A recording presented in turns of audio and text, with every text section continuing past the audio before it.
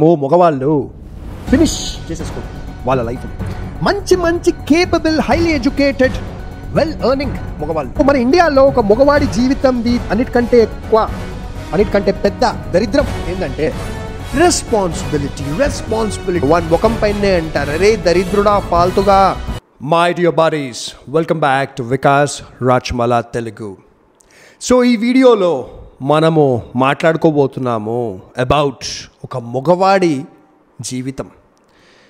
మనము రోజు న్యూస్ల్లో చూస్తున్నాము మగవాళ్ళు ఫినిష్ చేసేసుకుంటున్నారు వాళ్ళ లైఫ్ని. మంచి మంచి capable highly educated well earning మగవాళ్ళు. ఎవరో రోడ్ల పైన తిరిగే బేకార్ వాళ్ళ గురించి మాట్లాడతలేను నేను. వాళ్ళు బాగానే ఉన్నారు. రోడ్ల పైన తిరిగే బేకార్గా ఎవరైతే ఉన్నారో మొగోళ్ళు, వాళ్ళు వాళ్ళ జీవితం ఫినిష్ చేసుకుంటలేరు. ఎవరైతే మంచి మంచి పొజిషన్స్లో ఉన్నారు, మంచిగా సంపాదిస్తున్నారు, వాళ్ళే ఫినిష్ చేసుకుంటున్నారు. అసలు ఏంటి, what is the reason behind this? That is what we will talk today. So మన ఇండియాలో ఒక మగవాడి జీవితంది అన్నిటికంటే ఎక్కువ అన్నిటికంటే పెద్ద దరిద్రం ఏంటంటే రెస్పాన్సిబిలిటీ. వాడు పుట్టినప్పటి నుంచి వాని పైన ఒక ఎక్స్పెక్టేషన్ ఉంటుంది. ఓ మా కొడుకు పెద్దగా అయ్యి ఒక బిల్డింగ్ కడతాడు, అమెరికా పోతాడు, డాలర్లలో సంపాదిస్తాడు, సిస్టర్ పెళ్ళి చేస్తాడు, మాకు దట్ ఈస్ పేరెంట్స్ మాకు ఏజ్ అయిపోయిన తర్వాత మమ్మల్ని కూర్చోపెట్టి తిండి పెడతాడు, సచ్చేదాకా మా మెడికల్ బిల్స్ కడతాడు, అన్నీ చేస్తాడు. దీంట్లో పెద్దగా తప్పేం లేదు ఇలాంటి ఎక్స్పెక్టేషన్తో. కానీ ఎక్స్పెక్టేషన్కి ఒక లిమిట్ ఉండాలి.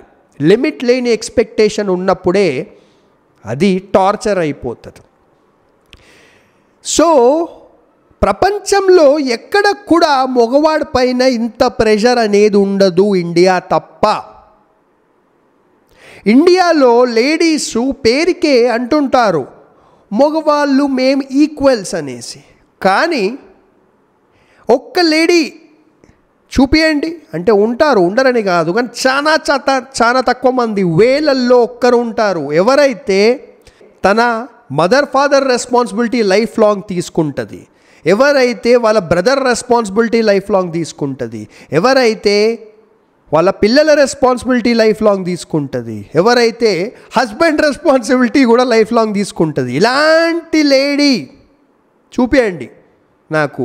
ఫింగర్స్ పైన కౌంట్ చేయవచ్చేమో మనము, వేలల్లో ఒక్కరు ఉంటారు అంతే. కానీ ఆల్మోస్ట్ ప్రతి ఒక్క మొగోడు, వాడు లేబర్ పని చేసుకుంటున్నా, సాఫ్ట్వేర్ కంపెనీలో మేనేజర్ ఉన్నా, వాడిపైన ఇలాంటి ఒక టార్చరస్ రెస్పాన్సిబిలిటీ ఉంటుంది. వాడికి ఇష్టమైనా ఇష్టం కాకపోయినా వాడికి రెస్పాన్సిబిలిటీ వాడు తీసుకోవాల్సిందే. లేకపోతే సొసైటీలో వాడిని దరిద్రుడిలా చూస్తారు. వాడి ముఖం పైనే అంటారు, అరే దరిద్రుడా ఫాల్తుగా, నువ్వు మీ పేరెంట్స్ని చూసుకుంటలేవు, నువ్వు మీ సిస్టర్కి పెళ్లి చేపియలేదు, నువ్వు మీ సిస్టర్కి చదివియలేదు, నువ్వు నీ తమ్ముడికి ఏం చెయ్యలేదు, నువ్వు మీ పిల్లలని అమెరికా పంపించలేదు అని అంటారు. ఓకే, సో ఇండియాలో పుట్టిన మగవాడికి వాని జీవితం పైన ఎలాంటి హక్కు లేదు. వాడు నచ్చిన చదువు వాడు చదవలేడు, వాడు నచ్చింది కొనుక్కోలేడు. వాడు ఇంట్లో బ్రేక్ తీసుకొని నేను ఒక 6 నెలలు జాబ్ చెయ్యాలని కూర్చుంటే వాణ్ణి అసలు నువ్వు సస్తే కూడా బాగుండు కదా, ఇంట్లో ఎందుకు కూర్చున్నావు అని సొంత పేరెంట్సే, సొంత వైఫే, సొంత సిస్టరే అంటారు. సో ఇలాంటి ఒక భయంకరమైన మెంటల్ ప్రెషర్, మెంటల్ టార్చర్ ఉన్న సొసైటీలో మన ఇండియన్ మగవాళ్ళు బ్రతుకుతున్నారు. సో ఇక్కడ వీడియో స్టార్టింగ్లో నేను అన్నా, ఎవరైతే బేకార్గాళ్ళు రోడ్లపైన తిరుగుతున్నారు వాళ్ళు వాళ్ళ జీవితం ఫినిష్ చేసుకుంటలేరు. ఓన్లీ ఎవరైతే మంచిగా సంపాదిస్తున్నారు, మంచి పొజిషన్లో ఉన్నారు, ప్రొఫెషనల్గా మంచిగా చదువుకున్నారు, వాళ్ళే ఫినిష్ చేసుకుంటున్నారు. ఎందుకంటే రెస్పాన్సిబిలిటీలో ఒక పెద్ద గిమిక్ ఉన్నది. ఏంటంటే ఇప్పుడు ఇంట్లో 2 మగవాళ్ళు ఉన్నారనుకోండి, అంటే 2 పిల్లలు. ఓకే, సో అంటే అన్న తమ్ముడు, ఇద్దరి మధ్యలో ఏజ్ గ్యాప్ ఎక్కువ లేదనుకో, ఒక 2 years ఏజ్ గ్యాపే ఉంది అన్న తమ్ముని మధ్యలో. అన్న మంచిగా చదువుకున్నాడు, సాఫ్ట్వేర్ కంపెనీలో జాబ్ చేస్తున్నాడు, 1,00,000 పైన సంపాదిస్తున్నాడు. తమ్ముడు ఏం చేస్తలేడు, బేకార్గాడు, రోడ్ల పక్కన తిరుగుతున్నాడు. ఎవడైతే బేకార్గాడు ఉంటాడు, రోడ్ల పక్కన తిరుగుతున్నాడు చూడు, తమ్ముడు, వాని జీవితం బాగానే ఉంటుంది. వాని పైన ఎలాంటి ప్రెషర్ ఉండదు. మదర్ ఫాదర్ ఆయన పైన ప్రెషర్ అయ్యరు, సిస్టర్ అయ్యదు, ఎవ్వరు ఆయన పైన ప్రెషర్ అయ్యరు. రేపటి దినం వాడు పెళ్లి చేసుకుంటే కూడా పెళ్ళామ ఆయన పైన ప్రెషర్ అయ్యేది. ఎందుకంటే వానితోని ఎవరు ఎక్స్పెక్టేషన్స్ పెట్టుకోరు.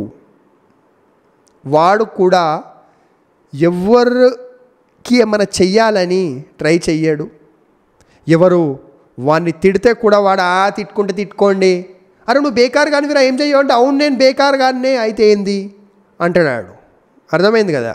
సో వాడు వాని లైఫ్ తక్కువ మనీలో బతికినా సూపర్గా బతికేస్తున్నాడు. తాగుతుండు, తిరుగుతుండు, ఈడికాడికి పోతున్నాడు. వాన్ని ఎవ్వరూ ప్రెషర్ పెడతలేరు. కానీ ఎవడైతే కష్టపడి చదివి ఒక పొజిషన్కి పోయిండు, వాన్ పైన మన ఇండియాలో ఫుల్ ప్రెషర్ వేసేస్తారు. ఎందుకంటే రెస్పాన్సిబిలిటీది మంత్రం ఏంటంటే, మీరు ఎంతైతే చేస్తారు మీతోని మనుషులు దానికంటే ఎక్కువ చేపిస్తామని ప్రయత్నం చేస్తారనమాట. The more you do, the more expectations people will have. Okay, మీరు అనుకుంటుండొచ్చు మీకు జాబ్ దొరకగానే, ఇప్పుడు నాకు జాబ్ దొరికింది, మా పేరెంట్స్ చదివించారు కదా, ఒక 1 month శాలరీ పేరెంట్స్కి ఇచ్చేద్దామని మీరు ముద్దుగా అనుకుంటారు. కానీ అక్కడ మీరు ఎక్స్పెక్టేషన్ పెట్టేసిర్రు మీ పేరెంట్స్కి. ఇప్పుడు మీ పేరెంట్స్ వాళ్ళ దగ్గర ఉన్నా లేకపోయినా, అరే నా కొడుకు సంపాదిస్తున్నాడు, నాకు శాలరీ తెచ్చిస్తాడు అని ఎక్స్పెక్టేషన్ పెట్టుకుంటారు. ఓకే, సో అలానే మీ మిగిలిన ఫ్యామిలీ మెంబర్స్, ఇప్పుడు మీరు నాకు జాబ్ వచ్చింది కదా, సిస్టర్ ఫీజు ఒక్కసారి కడదాము, పేరెంట్స్ మంచిగా ఫీల్ అవుతారేమో అనుకుంటారు. మీరు సిస్టర్ ఫీజు ఒక్కసారి కడితే మీ సిస్టరు డిగ్రీ ఫినిష్ అయ్యే వరకు మీతోనే ఫీజు కట్టిస్తారు ఇంట్లో. మీరు ఏదో ఒక 2-3 నెలలు కడతా, దాని తర్వాత ఆపేస్తా అంటే, ఆ 2-3 నెలలన్నా కట్టిండు కదా మనోడు, పాపము 2-3 months కష్టపడి కట్టిండు కదా అని ఆలోచించరు. ఎప్పుడైతే మీరు కట్టడం ఆపేస్తారో అప్పుడు మిమ్మల్ని తిడతాడు, దరిద్రుడు ఏదో పెద్ద 2-3 నెలలు కట్టిండు ఇప్పుడు ఆపేసిండు. కానీ నేను 2-3 నెలలు కట్టినా కదా, దాని గురించి ఎవ్వరు కేర్ చేయరు. మీరు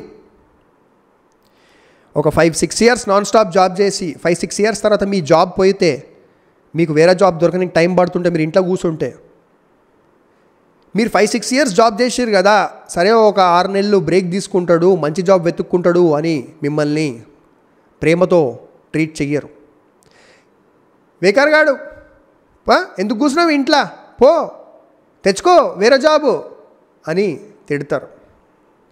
సో మీరు అందరినీ హ్యాపీగా పెట్టే ప్రయత్నంలో మదర్ ఫాదర్ని హ్యాపీగా పెట్టాలి, సిస్టర్ని హ్యాపీగా పెట్టాలి.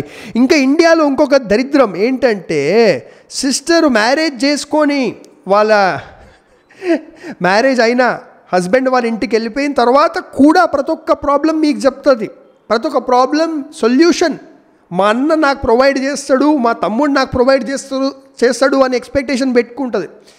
మీ సిస్టర్కి మ్యారేజ్ తర్వాత కూడా మన ఫైనాన్షియల్ ప్రాబ్లమ్స్ వస్తే, ఓ మా అన్న సాఫ్ట్వేర్ కంపెనీలో మేనేజర్ కదా, మా అన్న చేస్తాడు అని ఎక్స్పెక్టేషన్స్ పెట్టుకుంటుంది.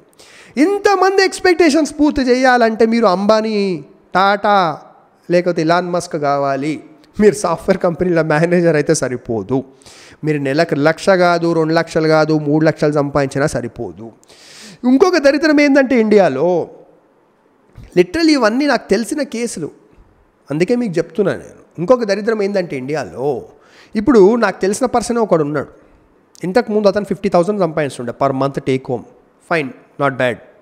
ఓకే, మ్యారీడ్ పర్సన్, ఒక కిడ్ ఉన్నారు. సో హైదరాబాద్లో రెంట్ కట్టుకొని కిడ్ని స్కూల్కి పంపించి ఇంట్లో ఖర్చులు ఇవి అన్నీ పేరెంట్స్కి కూడా కొద్దిగా అమౌంట్ పంపిస్తుండే. సో ఇతనికి ఏం మిగలకపోతుండే. సో అతనేమనుకుంటే, ఇప్పుడు నేను 50 సంపాదిస్తున్నా కదా, నేను కష్టపడి ప్రమోషన్ తెచ్చుకుంటే నాది 80 అవుతుంది శాలరీ, అప్పుడు ఒక 30,000 నెలకి మిగిలిపోతాయి కదా, 30,000తో ఎమర్జెన్సీ ఫండ్ సేవింగ్స్ చేసి పెట్టుకుంటా, నాకు ఒక మంచి మోటార్ సైకిల్ కొనుక్కుంటా అని అనుకున్నాడు. సో అయ్యింది, అతని ప్రమోషన్ అయ్యింది, 80,000 టేక్ హోమ్ అయింది శాలరీ. 80,000 టేక్ హోమ్ కావాలంటే ₹1,00,000 ఉండాలి అతని శాలరీ యాక్చువల్గా గ్రాస్ ఇన్కమ్. సో అయ్యింది, చాలా హ్యాపీ ఫీల్ అయ్యిండు.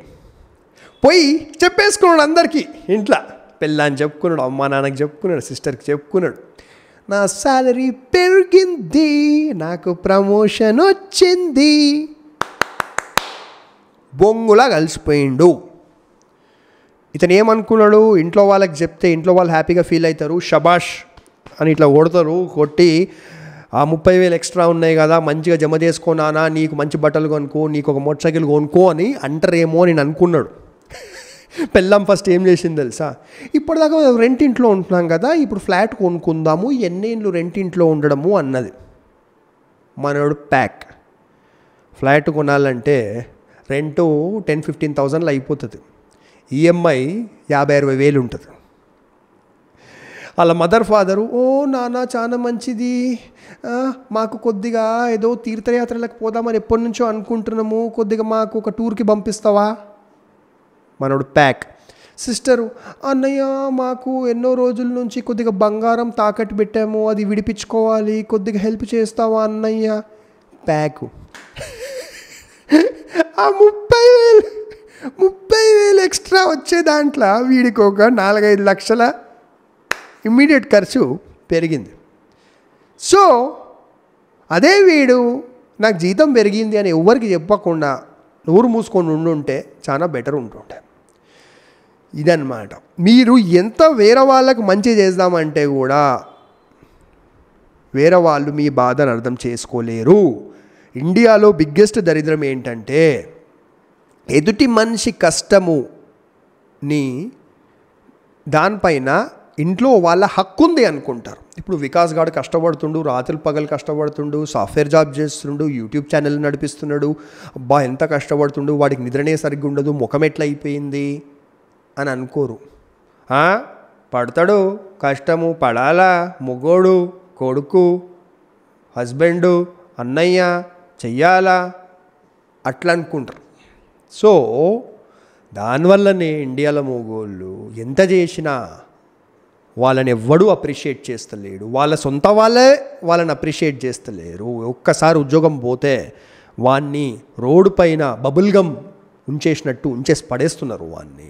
అందుకే ఇండియాలో మగవాళ్ళు జీవితాన్ని ఫినిష్ చేసేసుకుంటున్నారు. Very simple. So please brothers, ఒక రిక్వెస్ట్, ఎవ్వరి గురించి అతిగా చెయ్యకండి. మీ లైఫ్లో మీ పిల్లర్ 18 years ఏజ్ దాటిన తర్వాత పార్ట్ టైం జాబ్ చేసుకోమనండి. మీ దగ్గర ఉంటే వాళ్ళ హైయర్ ఎడ్యుకేషన్కి డబ్బులు పెట్టండి, లేకపోతే పెట్టకండి. మీ పెళ్ళానికి బేసిక్ ఫెసిలిటీస్ ఇవ్వండి.